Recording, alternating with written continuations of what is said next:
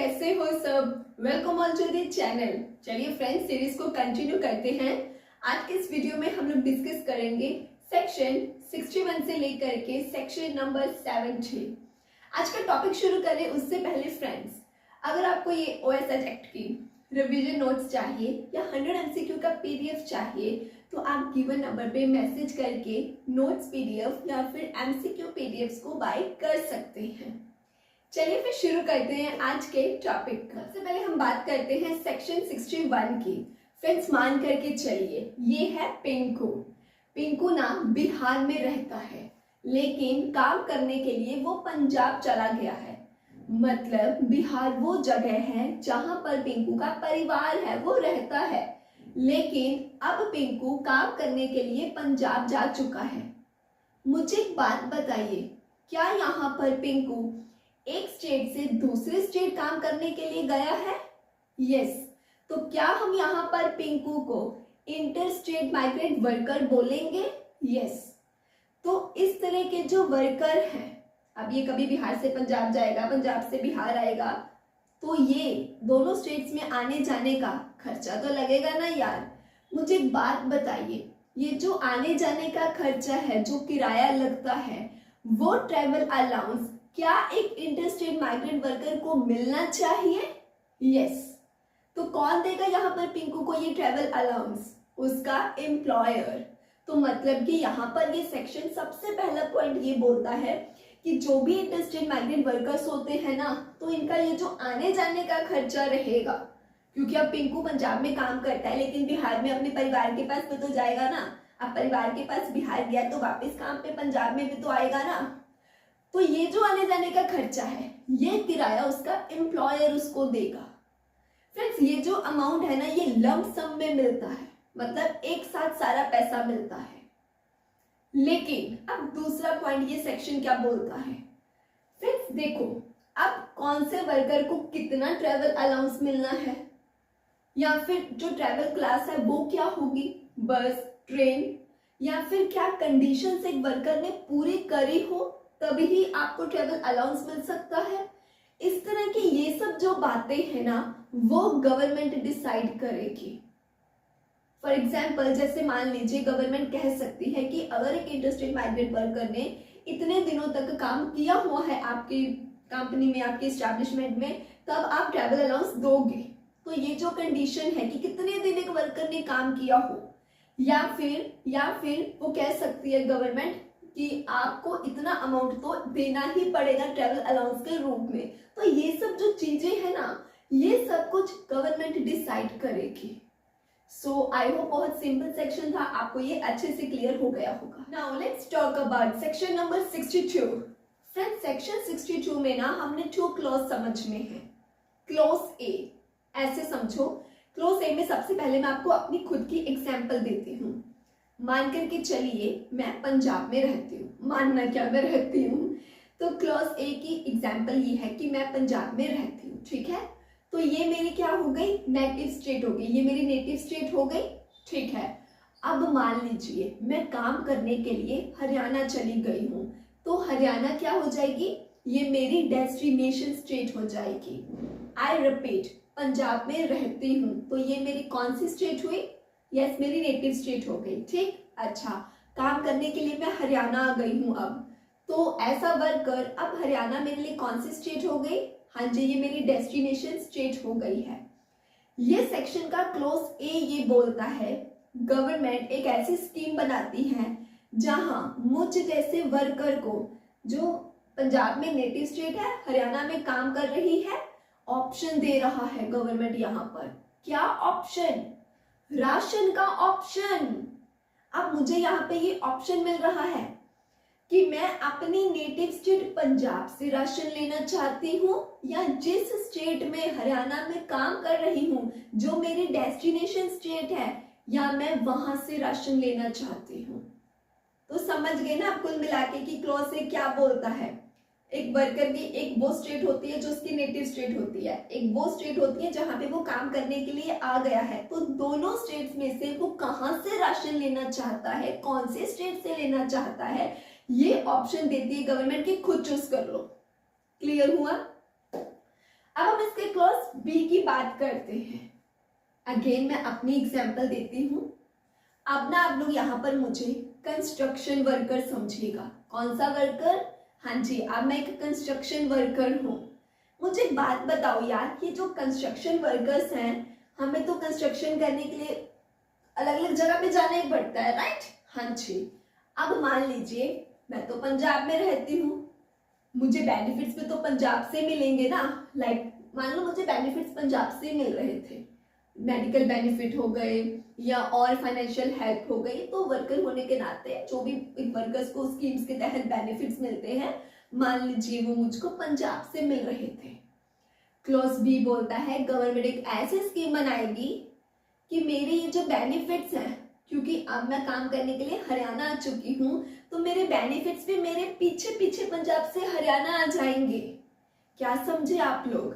अगर एक वर्कर जो कि मैं हूँ, मैं पंजाब में रहती हूँ, मुझे पंजाब में बेनिफिट्स मिल रहे थे, मैं एक कंस्ट्रक्शन वर्कर हूँ, लेकिन अब मुझे काम करने के लिए हरियाणा जाना पड़ गया है, मैं अब हरियाणा में हूँ, तो मेरे साथ साथ मेरे को मिलने वाले बेनिफिट्स भी मेरे साथ साथ पंजाब से हरियाणा आ गए। समझ गए? इसका मतलब क्या हुआ कि जो कंस्ट्रक्शन वर्कर्स होते हैं ना, इनको मिलने वाले बेनिफिट्स ट्रांसफरेबल होते हैं, वो ट्रांसफर होते हैं। जहां जहां वर्कर वहां वहां उसके पीछे पीछे उसके बेनिफिट्स। ऐसे याद रह जाएगा। तो बस ये दो ही क्लॉज ये सेक्शन में बताए गए थे। आई होप अच्छे से क्लियर हो गया। Let's talk about section number 63। बहुत छोटू सा सेक्शन है।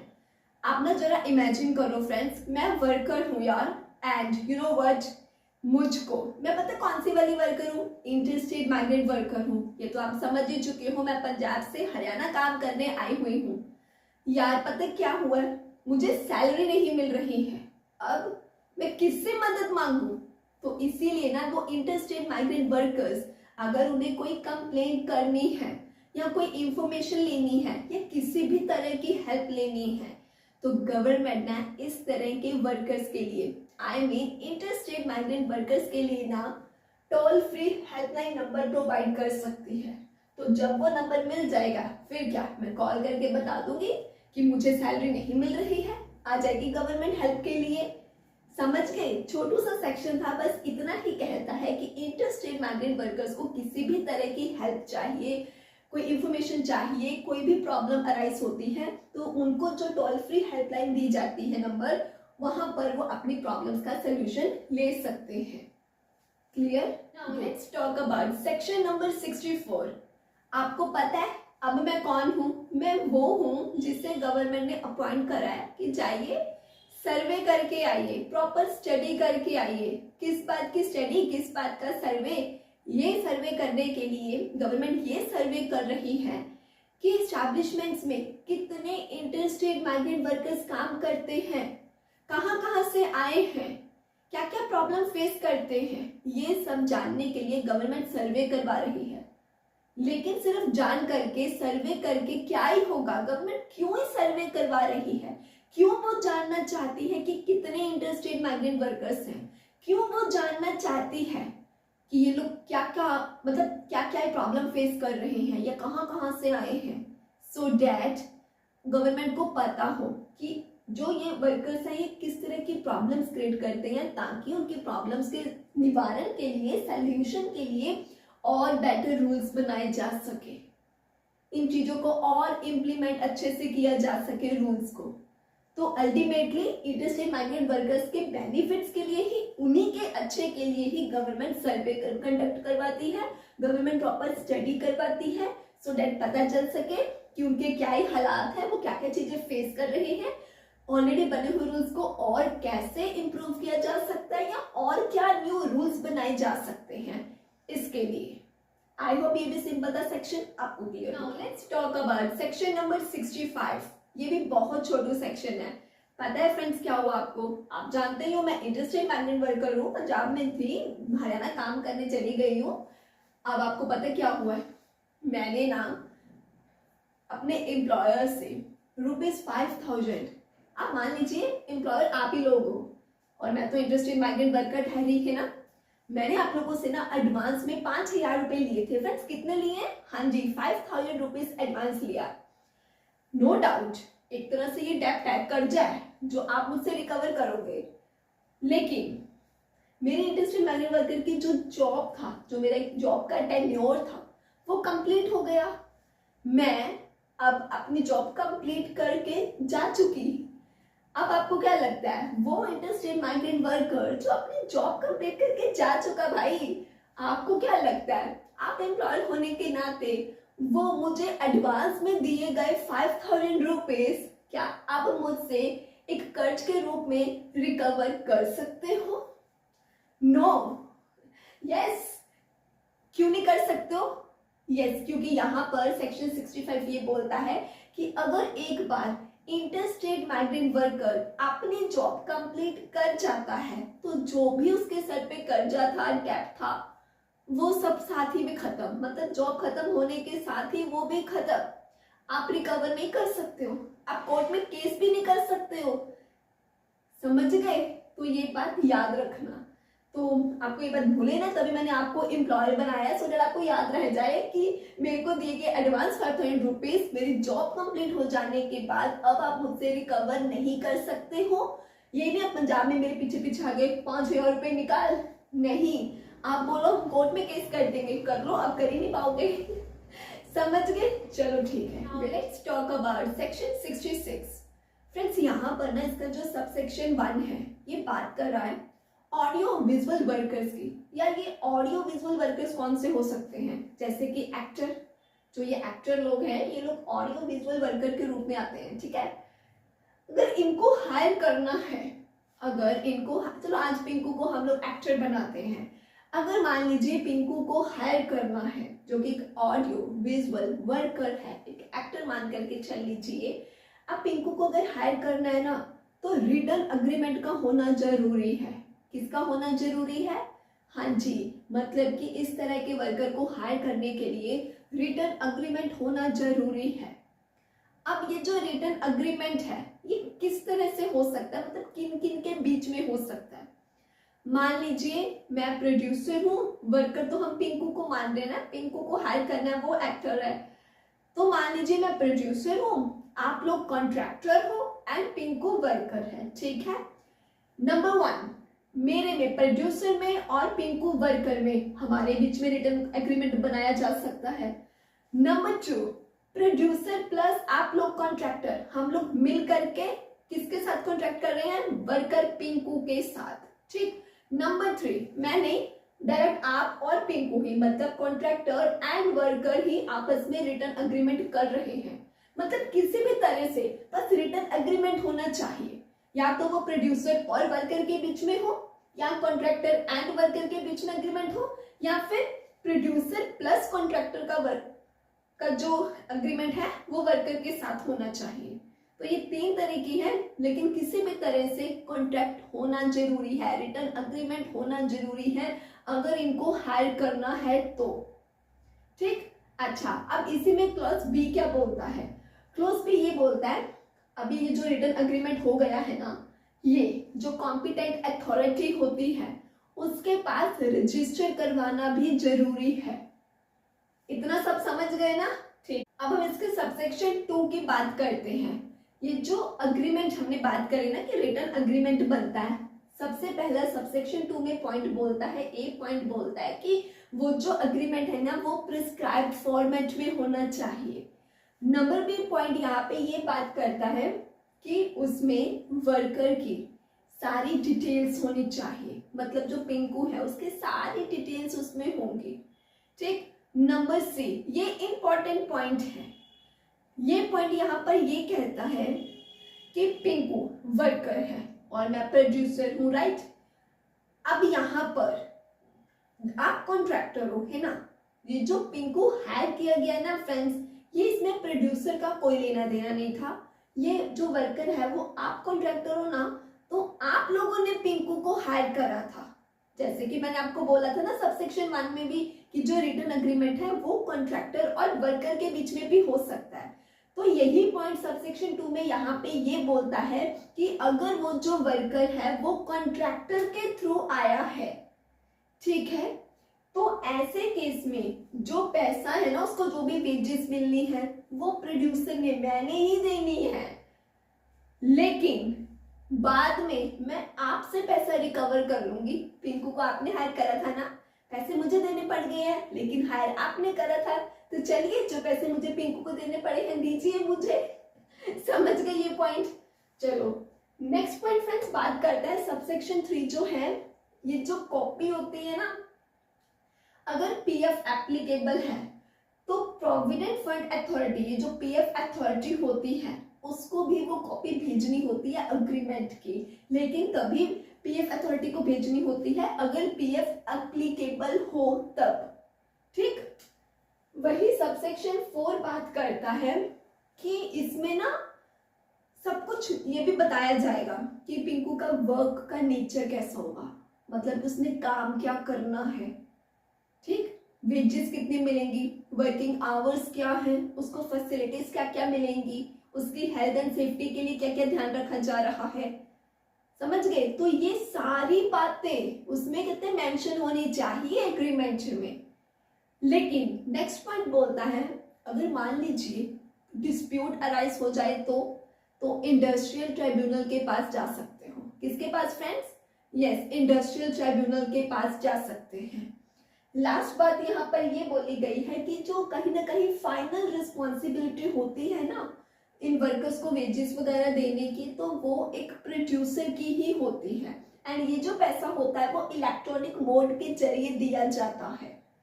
अब फ्रेंड्स इंपॉर्टेंट सेक्शन है, इसको हम दोबारा रिवाइज करेंगे। अब आप लोग मेरे साथ साथ मुझे आंसर दोगे, ठीक है? चलो ईमानदारी के साथ आंसर देना। तो सेक्शन 66 में सबसे पहले हमने सबसेक्शन 1 में क्या समझा था, ये जो सेक्शन है ये किन के लिए बात कर रहा है, मतलब कौन से वाले वर्कर की बात कर रहा है।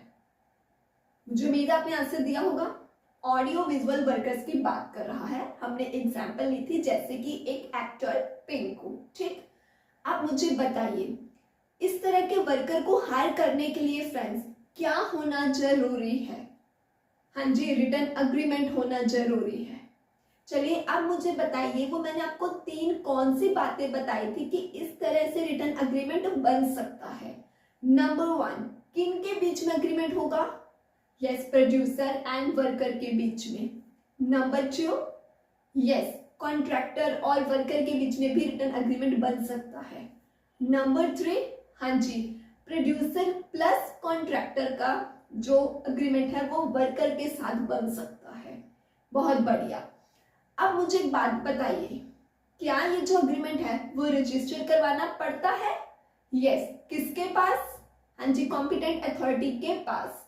तो सबसेक्शन 1 क्लियर? जिन्होंने सही जवाब दिया था, एक्चुअली चाहे सही चाहे गलत हुआ, लेकिन ईमानदारी से अपना आंसर दिया था, उनके लिए क्लैपिंग। ठीक है, चलो अब हम सबसेक्शन 2 की बात करते हैं। अब मुझे आप लोग जल्दी से बताइए, इसमें अगर मैं आपको बोलूं कि जो पिंकू है, ठीक, उसको आप ही लोगों ने मतलब एक कॉन्ट्रैक्टर ने हायर करा था, फिर भी क्या एक प्रोड्यूसर वेजेस देगा? यस, क्या प्रोड्यूसर बाद में वो दी गई वेजेस कॉन्ट्रैक्टर से रिकवर कर सकता है? यस। अच्छा, अगर क्या अवेलेबल हो, सॉरी, अगर क्या एप्लीकेबल हो तो पीएफ अथॉरिटी को भी कॉपी भेजनी पड़ती है? हाँ जी, अगर पीएफ अवेलेबल हो तो। अच्छा, मुझे बताइए उस अग्रीमेंट में क्या क्या बातें लिखी होती हैं? यस, उसमें उस वर्कर का क्या ही काम होगा, और बताइए। हाँ जी, क्या काम होगा, उसकी क्या वेजेस होगी, वो कितने घंटे काम करेगा, मतलब उसकी वर्किंग आवर्स के बारे में बताया जाएगा। अगर पीएफ अवेलेबल है तो उसके बारे में भी बताया जाएगा, उसको क्या क्या फैसिलिटीज मिलेंगी, ये सब कुछ। मुझे एक बात बताओ, अगर डिस्प्यूट अराइज हो गया फ्रेंड्स तो किसके पास जाया जा सकता है? हाँ जी, इंडस्ट्रियल ट्राइब्यूनल के पास। अच्छा, अब मुझे एक और बात बता दो, ये जो भी वेजेस देनी है ये किस मोड में देनी है? यस, इलेक्ट्रॉनिक मोड में देनी है। सो आई होप आप सभी को ये सेक्शन अच्छे से क्लियर हो गया, सभी ने आंसर भी दिया, very good. Now let's talk about section 67। Friends, ये सेक्शन में ना माइंस की बात हो रही है। कहाँ की? हाँ जी, माइंस के बारे में। इसको ना हम ऐसे समझेंगे, आप फ्रेंड्स इमेजिन करिए माइंस के ऑनर हो, ठीक है। वैसे तो ऑनर या एजेंट कोई भी चलेगा, आपने क्यों एजेंट बनना है ना। तो आप अपने आप को इमेजिन करो, आप माइंस के कौन हो? हाँ जी, आप ऑनर हो। ये सेक्शन बोलता है ऑनर साहब, आपकी माइंड में ना एक मैनेजर का होना जरूरी है और एक क्वालिफिकेशन प्रिस्क्राइब्ड है, उस बंदे के पास वो क्वालिफिकेशन होनी चाहिए। आप लोगों को लगता है कि मेरे पास वो क्वालिफिकेशन है जो कि रिक्वायर्ड है माइंड में मैनेजर बनने के लिए। अब आप ऑनर हो ना, आप मुझको मैनेजर अपॉइंट कर सकते हो। तो इससे आप क्या समझे? पहली बात तो आप लोग ये समझ गए कि एक माइंड में एक मैनेजर का होना जरूरी है एंड उसको अपॉइंट कौन ही करेगा? हाँ जी, माइंड का जो भी ऑनर या एजेंट है। लेकिन कब ही किसी को मैनेजर अपॉइंट करेगा? यस, अगर उसके पास वो क्वालिफिकेशन है जो कि माइंड में मैनेजर बनने के लिए रिक्वायर्ड है। इतना क्लियर हो गया? गुड। नेक्स्ट पॉइंट यहाँ पे बात करता है फ्रेंड्स, मतलब नेक्स्ट पॉइंट, माइंड में आपने मुझे मैनेजर तो अपॉइंट कर लिया है, मेरी रिस्पॉन्सिबिलिटीज क्या होंगी? सबसेक्शन 2 बोलता है मेरी रिस्पॉन्सिबिलिटीज क्या है। फ्रेंड्स, मेरी रिस्पॉन्सिबिलिटीज अब रहेंगी माइंड को, उसको प्रॉपर्ली सुपरवाइज करना, डायरेक्शंस देना, अच्छे से उसको कंट्रोल करना। ये सारी जिम्मेवारियां एक कौन निभाएगा? मैनेजर निभाएगा। लेकिन क्या आप जानते हैं, जो क्वालिफिकेशन बोली गई थी कि एक बंदे के पास होनी चाहिए तभी वो माइंड का मैनेजर बनेगा, अगर वही क्वालिफिकेशन खुद माइंड के ऑनर के पास हो तो आप मुझे मैनेजर बनाने के बजाय ना खुद ही मैनेजर बन सकते हैं। समझ गए ये बात भी? ठीक है। अब नेक्स्ट पॉइंट बोलता है कि जो माइंड का ऑनर है या जो एजेंट है, आप ही लोग हो, तो आप लोग ना डायरेक्शंस दे सकते हो, इंस्ट्रक्शंस दे सकते हो, लेकिन वो रिटर्न लिखित में कंफर्म होनी चाहिए। सबसे इंपॉर्टेंट पॉइंट, आप जानते हो आप माइंड के ना ऑनर हो, लेकिन फिर भी ना आप माइंड में कुछ भी डायरेक्टली, मतलब मेरे बिना आप लोग डायरेक्टली कुछ भी इंस्ट्रक्शंस नहीं दे सकते हो। मतलब आप ऑनर हो, मैं मैनेजर हूं, एंड आप लोग मेरे ही बिना माइंड में कुछ भी इंस्ट्रक्शंस वगैरह नहीं दे सकते हो डायरेक्टली। मेरे थ्रू इंस्ट्रक्शंस दी जाएंगी जो भी आपको माइंड के वर्कर्स को देनी है। तो समझ गए, इंपॉर्टेंट पॉइंट था। लेकिन अगर मान लीजिए कोई इमरजेंसी आ जाए, तो अगर कोई इमरजेंसी आन पड़े, हाँ फिर आप ऑनर हो भाई, मेरे को पूछने की जरूरत नहीं है, आप डायरेक्टली कुछ भी इंस्ट्रक्शंस दे सकते हो, लेकिन सिर्फ इमरजेंसी में, अदरवाइज नहीं। याद रखना फ्रेंड्स, माइंड का जो ऑनर है या एजेंट है, ये लोग डायरेक्शंस या इंस्ट्रक्शंस दे तो सकते हैं लेकिन डायरेक्टली नहीं। बीच में मैनेजर आएगा, मैनेजर को आप बोलोगे, मैनेजर आगे फर्दर बात करेगा, जो भी वर्कर को बोलना है या जो भी डायरेक्शंस देनी है, आप लोग डायरेक्टली नहीं दे सकते हो। क्लियर हुए तीनों points? Good. Now let's talk about section 68। Friends, यहाँ पर भी ना माइंड्स के रिलेटेड ही बात है, इसमें भी 3 सबसेक्शन समझ में है। यहाँ पर इसका सबसे पहला सबसेक्शन 1 बोलता है, फ्रेंड्स अगर मान लीजिए एक माइंड है, मतलब एक्चुअली ना कुछ माइंड्स इस तरह की होती हैं जहां पर ना जो ये हम कोड पढ़ते हैं ना, ये कोड के सारे मतलब कि फुली ये कोड उसके ऊपर अप्लाई नहीं होता है। हम जानते हैं कोड क्यों बने हैं कि ये रूल्स अप्लाई करिए, लेकिन यहाँ कहते कुछ माइंड्स इस तरह की हैं जहां पर कोड के सारे सेक्शंस मतलब कि फुली कोड अप्लाई ही नहीं किया जाता है। ओनली फ्यू सेक्शंस लाइक 35, 38, 40, 41, 44, तो ये कुछ ही सेक्शंस हैं जो कि इनके ऊपर अप्लाई होते हैं, अदरवाइज फुली ये कोड अप्लाई नहीं होता है। अब इंपॉर्टेंट बात ये है कि वो कौन सी माइंड्स है यार जिनके ऊपर ये कोड ही नहीं अप्लाई होता है। Number 1, prospecting minds.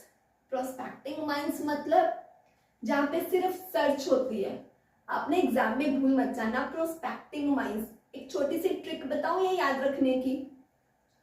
आप किसी स्कूल या कॉलेज में एडमिशन अभी ले नहीं रहे हो, सिर्फ देख रहे हो कि ये स्कूल कैसा है या ये कॉलेज कैसा है, यहाँ की फैकल्टी कैसी है, यहाँ की फैसिलिटीज कैसी है, उसके लिए आप क्या देखते हो? प्रोस्पेक्टस। प्रोस्पेक्टस देखते हो ना। आप यहाँ पे एडमिशन ले नहीं रहे हो, सिर्फ सर्च कर रहे हो कि ये स्कूल या ये कॉलेज कैसा है। तो प्रोस्पेक्टस से आप प्रोस्पेक्टिंग माइंस याद रख लेना कि यहाँ पर ये वो माइंस होती हैं जहां मिनरल्स निकाल कर बेचे नहीं जा रहे हैं, सिर्फ देखा जा रहा है। एग्जाम्पल कि इस माइन में गोल्ड है या नहीं, कोल है या नहीं। रिलेट कर पाए हो स्कूल वाली एग्जाम्पल से इस बात को? तो बस यहाँ पे अभी मिनरल्स निकाल कर बेचने का काम नहीं हो रहा, मतलब कि आप स्कूल में एडमिशन ले नहीं रहे हो, सिर्फ देख रहे हो कि क्या क्या फैसिलिटीज है प्रोस्पेक्टस के जरिए, राइट। तो ऐसे ही प्रोस्पेक्टिंग माइंस का मतलब मिनरल्स निकाल के बेच नहीं रहे हो, सिर्फ सर्च कर रहे हो, देख रहे हो इस माइन में कोयला है कि नहीं, गोल्ड है कि नहीं, ओनली सर्च हो रही है। तो ऐसे केस में फिर ये कोड फुली अप्लाई नहीं होगा। समझ गए? दूसरा पॉइंट यहाँ पर इसी सबसेक्शन 1 में, कुछ माइंस में ना मिनरल्स पे चलो निकल रहे हैं, लेकिन छोटी मोटा लाइक क्ले, स्टोन, ठीक है, इस तरह के जो मिनरल्स यहाँ पे निकाले जाते हैं, वहां पे ये कोड फुली अप्लाई नहीं होता है। समझ गए? लेकिन यहाँ पर सबसेक्शन 2 बोलता है सेंट्रल गवर्नमेंट अगर चाहे तो ये वाली जो भी हमने माइंस की बात करी है ना कि भाई यहाँ पर ये कोड फुली अप्लाई नहीं होता है, अगर सेंट्रल गवर्नमेंट चाहे तो यहाँ पर भी कोड को अप्लाई कर सकती है। वो अब डिपेंड करता है सेंट्रल गवर्नमेंट पर। अब सबसेक्शन 3 ध्यान से समझना। मान लीजिए इसको हम माइन बना करके चलते हैं, ठीक है। ये डस्टर पता नहीं क्या क्या बनता है ना। चलो सबसेक्शन 3 के अकॉर्डिंगली इसको माइन बना दीजिए। ये वो माइन है, एक प्रोस्पेक्टिंग माइन इसको हम बोलते थे। पता है क्यों?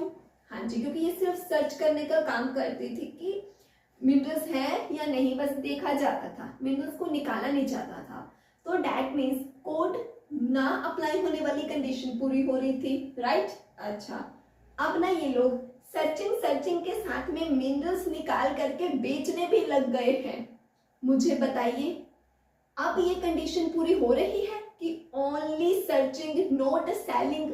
नहीं, ये लोग तो मिनरल्स निकाल के बेचने लग गए।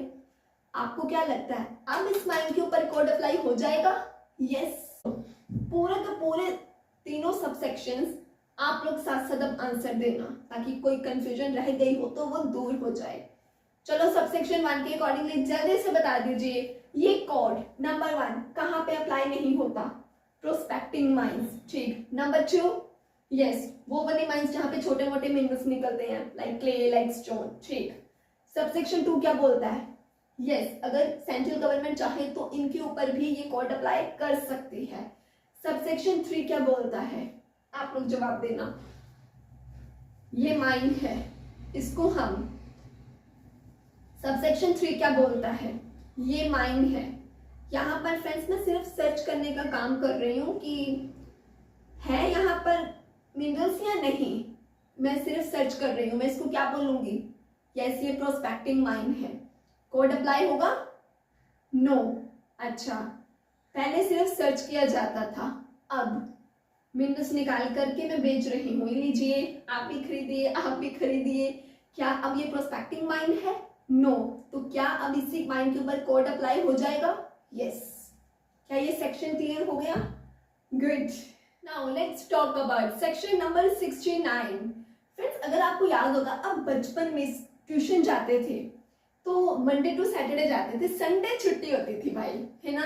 अच्छा, मुझे बात बताइए, एक तरह से ये रूल है ना कि संडे मतलब छुट्टी, लेकिन इमरजेंसी आ गई है। इमरजेंसी बोले तो एग्जाम सिर पर आ गए हैं, तो क्या वो जो हमारी ट्यूशन टीचर हैं वो हमको संडे में भी अब बुला रही है?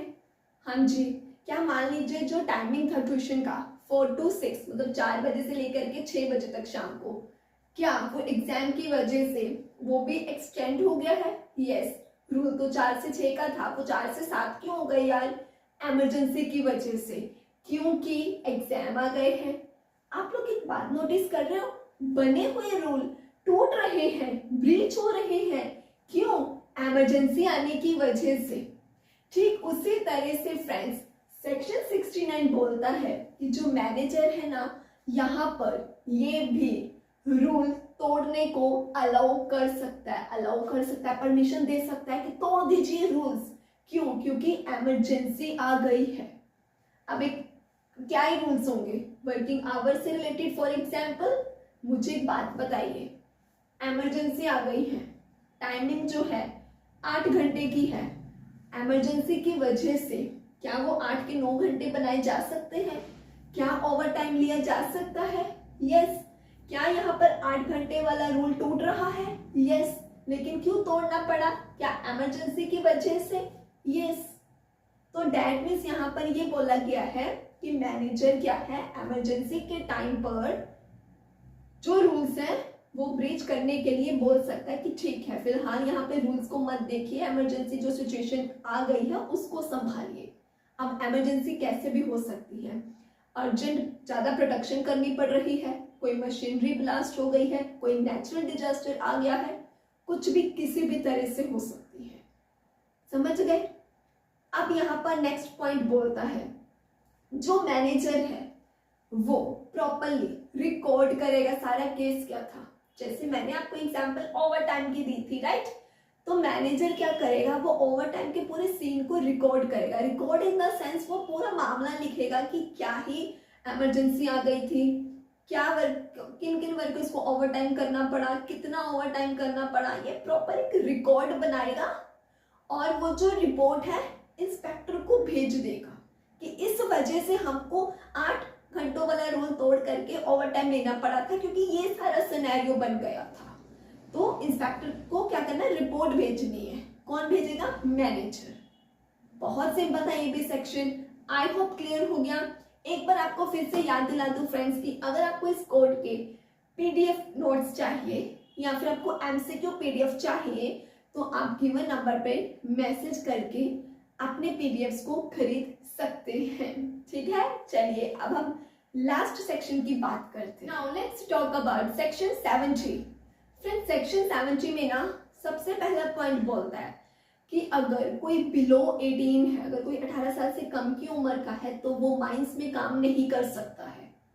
नंबर 2 पॉइंट यहाँ पे ये बोलता है अगर कोई 16 से 18 साल की उम्र का मान लीजिए है, मतलब अगर कोई अप्रेंटाइज है या फिर कोई ट्रेनी है और है वो 18 साल से कम की उम्र का बट वो अप्रेंटाइज या ट्रेनी है, तो ऐसे केस में वो माइंस में काम तो कर सकता है, लेकिन कंडीशन क्या है? कंडीशन ये है कि वो काम प्रॉपर सुपरविजन के अंडर ही करेगा। ठीक, अब सवाल उठ रहा है कि अप्रेंटाइज और ट्रेनिंग का फर्क क्या है?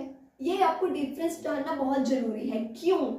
क्योंकि यहाँ पर एक पॉइंट ये भी बोलता है कि अगर पिंकू ट्रेनी तो है, वो सीखने तो आया है, लेकिन वो अप्रेंटाइज नहीं है, तो फिर यहाँ पर काम करवाने से पहले माइंस में इंस्पेक्टर के अप्रूवल की जरूरत पड़ेगी। तो ये बात याद रखना कि अप्रेंटाइज और ट्रेनी दोनों ही माइंस में काम तो कर सकते हैं, बेशक अब वो 18 साल से कम की उम्र के हैं बट सुपरविजन में काम करेंगे। लेकिन अगर वो बंदा अप्रेंटाइज नहीं है, ओनली ट्रेनी है, तो ऐसे केस में इंस्पेक्टर के अप्रूवल की जरूरत पड़ जाएगी। फ्रेंड्स आप सबने अप्रेंटाइजशिप एक्ट 1961 तो पढ़ा ही होगा, तो उसके तहत जो अप्रेंटाइज होता है ना, यहाँ पर भी उसका मतलब वही है। अप्रेंटाइज जो होता है ना वो एक फिक्स्ड ट्रेनिंग प्रोग्राम होता है कि इतने टाइम के लिए आपने ट्रेनिंग लेनी है, उसके बदले में आपको सर्टिफिकेट दिया जाता है, वो अप्रेंटाइज हो गया। लेकिन जो ट्रेनिंग होता है वो एक जर्नल ट्रेनिंग है, जो कंपनीज में, एस्टैब्लिशमेंट्स में, माइंस में एक जर्नल ट्रेनिंग दे दी जाती है ना, वो ट्रेनिंग हो गया। तो जस्ट एक जर्नल ट्रेनिंग है तो वहां पे पहले इंस्पेक्टर की अप्रूवल लेनी पड़ेगी। एक फिक्स्ड ट्रेनिंग प्रोग्राम के लिए आप आए हो, आपको प्रॉपर सर्टिफिकेट मिलेगा, आप अप्रेंटाइजशिप एक्ट के तहत अप्रेंटाइज हो तो फिर ठीक है, अगर आप वो नहीं हो तो फिर इंस्पेक्टर के अप्रूवल की जरूरत है। क्लियर? अब वही यहाँ पे सबसेक्शन 3 बोलता है जो गवर्नमेंट है ना वो मेडिकल एग्जामिनेशन, मेडिकल चेकअप के रिलेटेड भी रूल्स बना सकती है, सो दैट ये पता चल सके कि ये जो एक पर्टिकुलर वर्कर है वो माइंस में काम करने के लिए फिट है या नहीं। ये भी क्लियर? सो आई होप आपको आज का पूरा टॉपिक अच्छे से क्लियर हो गया। तो चलिए फिर मिलते हैं अपकमिंग वीडियो में, तब तक के लिए bye bye, take care, happy learning.